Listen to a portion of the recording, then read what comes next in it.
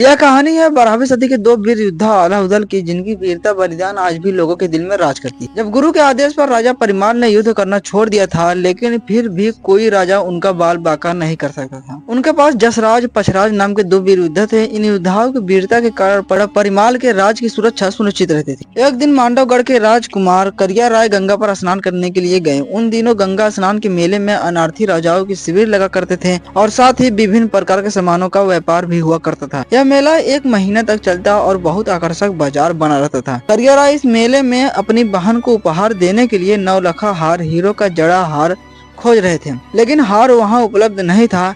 हार तो नहीं मिला, लेकिन करिया राय को माहिल नाम का एक व्यक्ति मिला, जिसने उन्हें बताया कि हार तो मिल सकता है, लेकिन उसे खरीदने की बजाय लूटना पड़ेगा।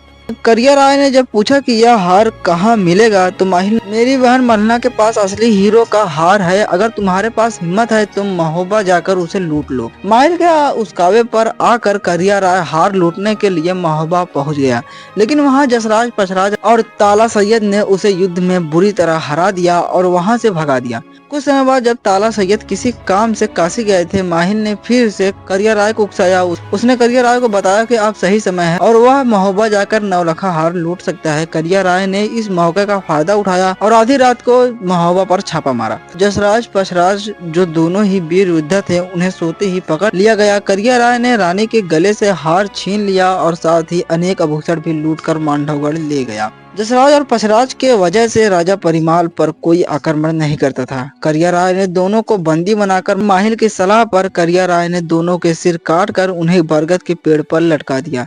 जब यह खबर राजा परिमाल तक पहुंचा तो उन्होंने जसराज के पुत्रों को अपने महल में बुला लिया। जसराज और पछराज निवासी थे, जिन्हें राजा परिमाल वन से लेकर आए थे। जब ताला सैयद बनारस से वापस लौटे तो वह महोबा का हाल देखकर बहुत दुखी हुए। सैयद ने एक बार तो मांडवगढ़ पर चढ़ाई करने की सोची, पर बाद में वह अपने रानी की सलाह मान गए। रानी ने कहा, तुम इन सब बच्चों को पालो और युद्ध करने की हर कलाओं को बच्चों को सिखाओ। जब समय आएगा तो वह अपने आप ही बदला ले लेंगे। रानी अपने बच्चों के साथ साथ आला और उदल का भी पालन पोषण किया करती थी। एक बार महोबा में गुरु अमरनाथ पधारे और रानी मल्हना ने अपने साथ कुछ लोगों को लेकर अमरनाथ जी महाराज के सेवा में पहुंचे। आला और उदल को अमरनाथ जी के चरणों में प्रणाम करवाया। रानी ने कहा, आप अपने शरण में लेकर इन बच्चों को आशीर्वाद दीजिए। सातों लड़के ताला सैयद से युद्ध कला सीखने लगे।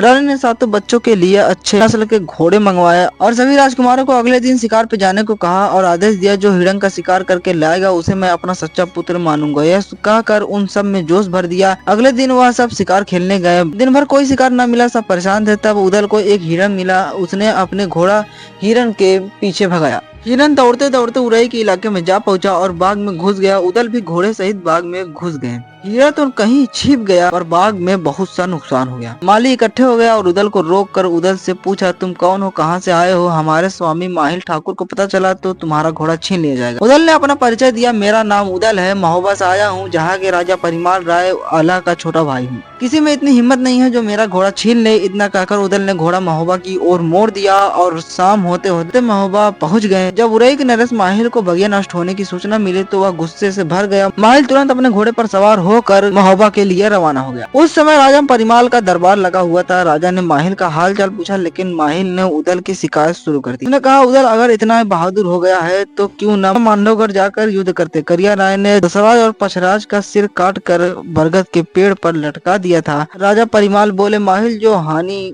उदल ने पहुंचाई है मैं उसका दुगना धन तुमको दूंगा, लेकिन मांडवगढ़ की बात मत करो। यदि उदल के कानों में यह बात पहुंच गई तो वह तुरंत मांडवगढ़ पहुंच जाएगा। उदल को मरने से डर नहीं लगता। हम जब ठीक समझेंगे तब करिया राय से लिपट लेंगे। तब तक उदल के कानों में यह बात पहुंच गई। वह दरबार में आज धमका और बोला, दादा मुझे बताइए, मांडवगढ़ का करिया राय कौन है? हमारे पिता और चाचा की खोपड़ियां कहाँ लटकी हैं? परिमाल ने बात बदलते हुए कहा, पैरागढ़ की लड़ाई में तुम्हारे पिता रण में मारे गए। उसी गढ़ का दूसरा नाम सिलहट है। तब उदल ने माहिल से पूछा, आपने मांडवगढ़ की चर्चा की है, आप खुलकर सारी घटना बताइए। माहिल ने कहा, सारी घटना तुम्हारे माता दिवला को पता है, जाकर उन्हीं से पूछो। फिर उदल अपने माँ के पास गए। ये सारी घटना पूछी। माँ से कहा, सच बताओ, यह करिया राय कौन है? उसने हमारे पिता को क्यों मारा? यदि हमने अपने पिता का बदला नहीं लिया तो हमारे जीवन को धिक्कार है। माता भी उदल को युद्ध के लिए भेजने को तैयार नहीं थी, परंतु उदल ने तलवार निकाल ली। उदल ने तलवार निकाल कर कहा, या तो सच बता दो,